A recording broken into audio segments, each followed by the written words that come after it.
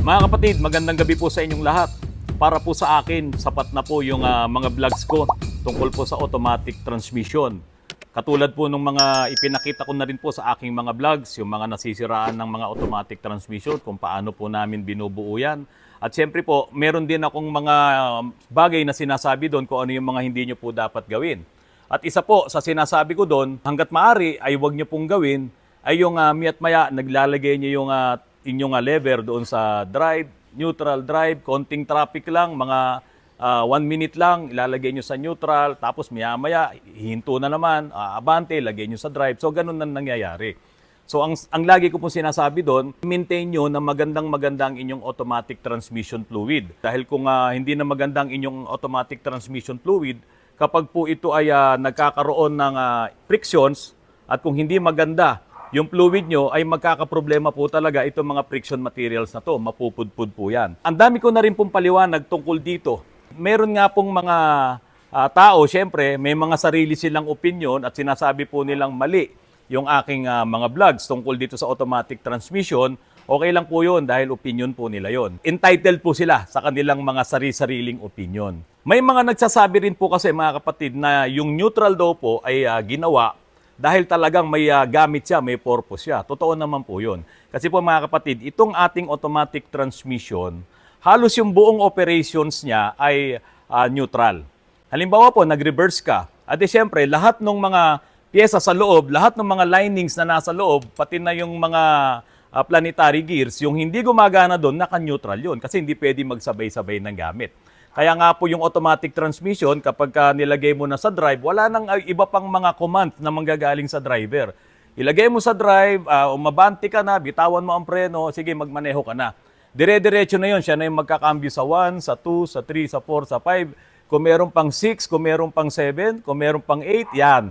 Ang nagko-command po nun ay yung mismong automatic niya, yung kanyang system. Ngayon, yung neutral drive, pangangatawanan ko pong sabihin na lalo pong mapapabilis ang pagkasira ng inyong mga automatic transmission. Tulad po ng pyesa na to, oh. Yan, wasak yan. Ito po ay sa Toyota Fortuner.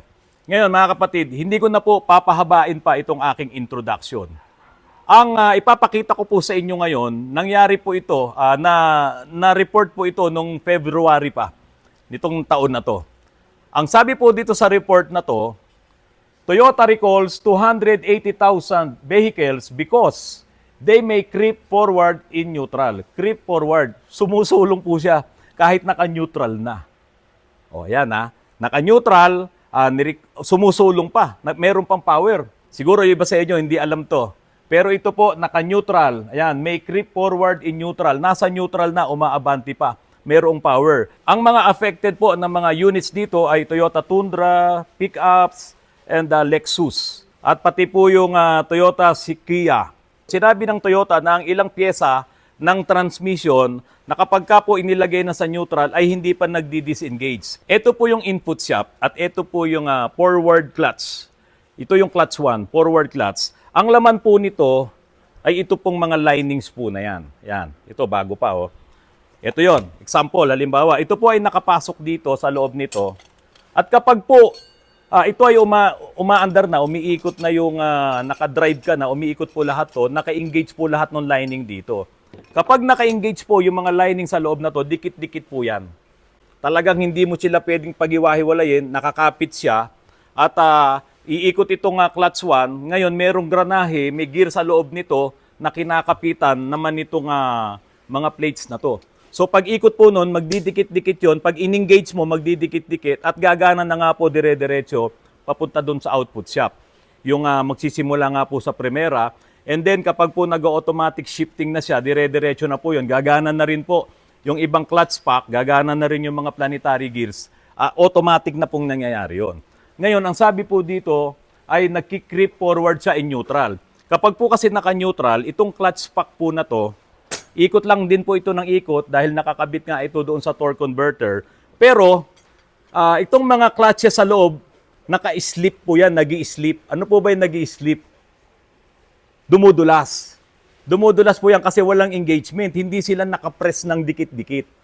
Kaya po, kung umiikot man itong mga linings na to dahil nakakabit dito, umiikot siya, ito na mga plate na nakakabit doon sa granahe sa loob, hindi po ito umiikot. So ganyan po ang nangyayari. Sabihin na natin, nagkakaskasan siyang ganyan. Kaya nga dapat maganda yung fluid.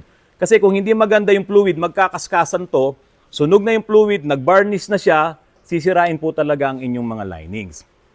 Ito po, ang sabi po, kapag naka-neutral ka, iyon po ay sleeping. Sleep, dumudulas. Ngayon, maghihintay po yun ng engagement doon sa lever mo, nilagay mo sa drive, magdidikit-dikit na po ito at gagana na nga po lahat. Ayan po yun. Ang sabi po dito, Toyota recalls 280,000 vehicles because they may creep forward in neutral. Hindi po bumibitaw. So ngayon, may naiiwang pang power, so nilagay mo na sa neutral, nagmumove pa. Sabi po dito, yan po yung ni-recall ng Toyota at marami pong sasakyan to, 280,000 vehicles. No? At iba't ibang mga models po yan. So ang sabi po doon, kapag ka nilagay na sa neutral at hindi mo apak ang preno, doon sa pantay na kalsada, aabante po talaga siya. At sinabi rin po ng Toyota, mataas ang risk ng banggaan or aksidente. Lalong-lalo na kung may tao doon sa harapan mo. Ito po kasi ang sinasabi ng iba eh. Halimbawa, mahaba ang traffic, ilalagay mo sa neutral. So itong problema ng Toyota na to, na ni-recall nila, kung ito po ay nilagay mo sa neutral at biglang nag-engage sa hindi inaasahang pagkakataon dahil nga mayroon ngang problema to eh. Nagkaroon ng glitch to, pwedeng nagkaroon ng glitch sa software, pwedeng naging ganito ang naging problema, nabasag to. So kahit na inilalagay mo ngayon siya sa neutral, naka-engage pa rin. Pwede rin naman na nasira yung solenoid. Kasi po mga kapatid, ito pong clutch 1, itong forward drive na to, kapag po ito ay nag-engage, automatic po yon gear 1, primera yon. Kaya every time na dinidisengage mo to, nilalagay mo sa neutral, gumagana yung electronics, gumagana yung solenoid, papahintuin mo yon, mag-neutral. Ngayon, pag pinagana mo yung solenoid na yon, mag-gear 1 yon. Or kung drive ngayon, dire-diretso, mag-automatic ka. Ang sabi po dito, napakadelikado. Kung nilagay mo sa neutral, nagpapahinga ka sa traffic, dahil yung po madalas na sinasabi ng iba hindi, nilalagay ko yan sa neutral kasi traffic, mahaba. Tapos pagka-go na, ginaganon lang kasi nila yun eh. Kung ako po ang tatanungin nyo ngayon mga kapatid, huwag nyo pong ilagay sa neutral. Lagay nyo ngayon sa park. Kasi pag nilagay nyo sa park, assuming na ito po yung katawan na pinaglalagyan ng lahat ng mga mekanismo ng automatic transmission, sa park po kasi nilalak niya dito. Assuming lang po hindi po ito yon. Ilalak ng parking foul. Ngayon, parang neutral din naman yung ikot doon sa loob. Kaya lang, kung mag-engage man siya, magkaroon man ng problema ang inyong automatic transmission, nag-creep forward siya, hindi po siya abante kasi ito po nakalak. Kaya dapat po, kung halimbawa mahaba talaga yung traffic, ilagay nyo po sa park. Huwag nyo pong ilalagay sa neutral kasi nga tulad nito, itong nangyari sa Toyota na to, na naka-neutral siya, aabante. Kasi nga po, nagkaroon ng problema. Sinabi rin nila na i-update nila ang mga customers sa pag-aayos ng mga apektadong sasakyan para sa software updates ng transmission ngayong Abril. So, software updates po yun. Ibig sabihin, may problema yung kanilang software. Lahat naman po ngayon ng mga automatic transmission, no? Gumagamit na po talaga ng software. Meron nga yung TCM, Transmission Control Module. Lalong-lalo na yung mga bago kasi ito affected ang Lexus, affected din ng Tundra, yung pickup nila. So marami po yan. So doon sa naging problema ngayon yan ng Toyota, pwede ring maging problema to ng iba't ibang uri ng automatic transmission, iba't ibang modelo, iba't ibang brands. Kaya po, yung mahilig maglagay sa neutral, siguraduhin nyo rin po na hindi kayo magpapahinga, hindi kayo inaantok. Kasi kung may mangyaring ganong problema, bigla na lang siyang nag-creep forward or umabante siya, delikado po yun. Mababangga nyo rin talaga yung sasakyan na nasa harapan nyo dahil ang gagana po doon, primera. Malakas po yun. Maaaring mabagal pero malakas yun. Minsan, naka-handbrake ka, paano kung hindi gumana yung handbrake mo, kung mahina yung handbrake mo, babangga rin po talaga yon. Pero yun po, naka-neutral kaya ang nasa isip mo, okay na to. Naka-resto, naka-neutral to. So, dito po sa naging problema, pwedeng nagkaroon ng problema yung software nila, nagkaroon ng glitch, no? Tapos, pwede rin nagkaroon ng problema yung neutral switch, kasi po may switch yan. Pwede rin nagkaroon ng problema yung mga solenoid. Mga kapatid, ito po talaga yung trabaho ng neutral. Babasahin ko po sa inyo A neutral control device of an automatic transmission that establishes a neutral condition by sleeping and engaging a forward drive engaging element. Ito yung forward drive engaging element. Ito po yon. So, ang sabi po dito, sleeping and engaging. Dumudulas at nag-engage. Yun po talaga yung trabaho ng neutral. Kaya pag nilagay mo sa neutral, mag-i-sleep lang siya. Dudulas siya. Pag nilagay mo naman sa drive or kung ano man yung cambio na paglalagyan mo, manual ka, nilagay mo sa reverse, gagana pa rin po. Hindi pwedeng hindi ito gagana eh. Dahil ito po kasi talaga yung nakakabit doon sa torque converter. So, kung hindi po maganda ang automatic transmission fluid mo, yung ATF mo, yung sleeping na yon na sinasabi dito ang sisira sa yung mga friction materials. Ayan, magkakaroon ng problema. Lalo na kung nag-burnish na siya. Kaya nga po mga kapatid, sinasabi ko rin po sa inyo, kung naka-drive kayo, umiikot to, naka-engage yan. Kapag inapakan nyo po ang preno, yun lang yung panahon na talagang lahat ng pyesa sa loob ng transmission mo ay nakahinto. Ang umiikot lang ay yung torque converter, yung kanyang impeller. Pero yung turbine na kinakabitan nito, lahat yan naka-stop hanggang dun sa dulo. Yung panahon na yun, pwedeng 30 seconds lang yun, pwedeng 2 minutes yun, pwedeng 3 minutes yun. Yun lang yung naibibigay mo na pahinga sa yung automatic transmission. Ngayon yung neutral po, meron po yung solenoid. At yung solenoid na yon ang nagpapakawala or nagbibigay ng pressure dito sa mga butas na to para mag-engage at magdi-disengage nitong mga friction materials na to. Ginagamit din po ng neutral yung pinakamalakas na pressure. Yung neutral po kasi mga kapatid, yun yung inaalis mo yung pressure dito para mag-disengage. Ngayon, yung pressure po na yun, ang nagko-control po nun ay yung solenoid. So, babasahin ko po sa inyo kung ano ang mangyayari kapag yung solenoid na yun ay nagka-problema. Sabi po dito, due to a failure in the solenoid, even where the neutral position is selected, sinelect mo na yung neutral. Sabi dito, thus allowing the vehicle to run in the N range. Tatakbo pa rin siya kapag nagka-problema po yung solenoid na yun na sinasabi. Yung nagko-control para pagpasok dito ng pressure ng fluid na yun. Kaya nga po, hindi naman talaga nila ina-advise na ilagay mo sa neutral eh. Siyempre, kung magkaroon ng problema, yung solenoid na yon, naku, aabanti yan. Yun nga yung naging problema nitong si Toyota. Creep forward in neutral. Marami na rin naman pong nangyaring ganyan. Hindi nga lang po nababalita. Kaya lang, ito pong kay Toyota, palibhasa po, itong mga sasakyan na involved dito, hindi ordinaryong sasakyan. 10 million nga po yung isang unit dito eh.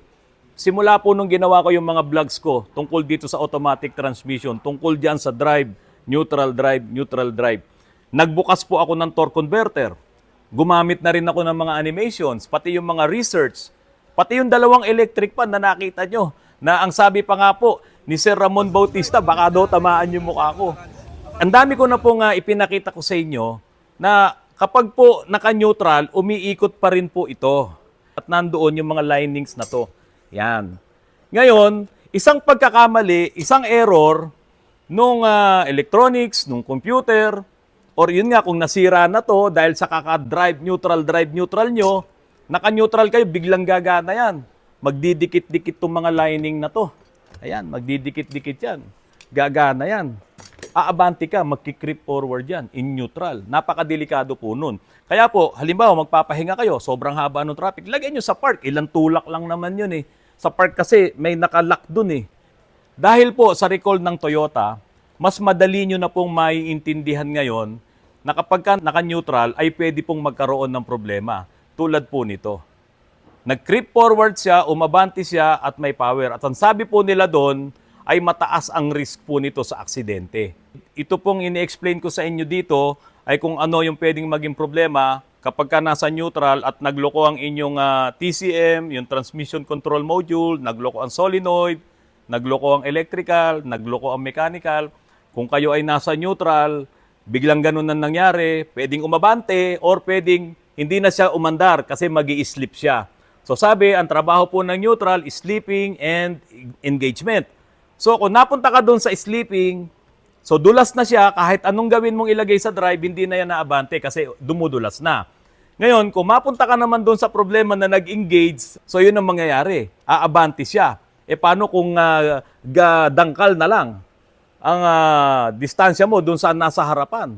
Or meron tao sa harapan mo? delikado po yun. E paano kung nagpapahinga ka, sabi nyo nga, pagod na yung paa mo, umabante pang ganun, nagulat ka. So pwede pong mangyari. Kaya po ngayon mga kapatid, nananatili po akong yun ang stand ko na kapag po ang inyong sasakyan, nasa traffic kayo, 30 seconds lang yan, kung 1 minute lang yan, huwag nyo na pong ilagay sa neutral. Tiyagain nyo na po naka-engage, naka-drive. Kasi lahat naman yun nakahinto. Pero kung naka-neutral, lahat naman yun dito hanggang dun sa torque converter, umiikot yun. Di po ba? So anong gusto nyo? Yung pwedeng mag-creep forward ang inyong neutral position or dun sa drive na talagang alerto na kayo, nakapreno na kayo. Ngayon, kung talagang ipipilit nyo pa rin po na ilagay nyo sa neutral, siguraduhin nyo po na hindi kayo inaantok or lagi pong maganda ang inyong automatic transmission fluid. Dahil isang dahilan po kung bakit magloloko, lahat ng sinabi ko, yung electronics, yung computer, yung solenoid valve na yan, kaya po magkakaroon din ng problema yan ay dahil doon sa dumi na nasa loob ng inyong automatic transmission fluid. Pwedeng magbara, pwedeng maging intermittent yung koneksyon doon sa loob, pwedeng mag-overheat ang inyong mga solenoid valve. At yun po ang pwedeng maging epekto. Magkaroon ng problema ang inyong neutral. So para po doon sa ginagawa pa rin yung neutral drive, mag-iingat po kayo. Baka mamaya ma-experience nyo itong naging problema ni Toyota. At doon naman po sa gustong ipahinga yung sarili nyo kapag mahaba ang traffic, ilagay nyo po sa park. Wala naman pong magiging problema kasi doon ay nakalock pa. So, yun po ang iiwanan ko po sa inyo ngayon mga kapatid. At sana po makatulong po ito sa ating lahat. Pero, bago ko po tapusin itong aking vlog, ay nagpapasalamat po ako sa mga mababait po naming homeowners, officers dito po sa Milagros Subdivision. Nagpapasalamat po ako sa inyo. Kay Chairwoman Lala, salamat po sa iyo. At salamat din po sa aming presidente ng Milagros Subdivision, President Architect Debbie Torres. Maraming salamat po sa iyo. At happy birthday po, Kapitan JJ Leyva. Belated happy birthday po sa iyo. Ito po ang aming pagbati.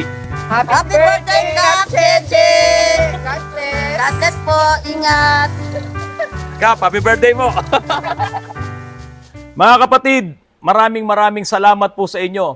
Magandang gabi at magandang araw po sa inyong lahat.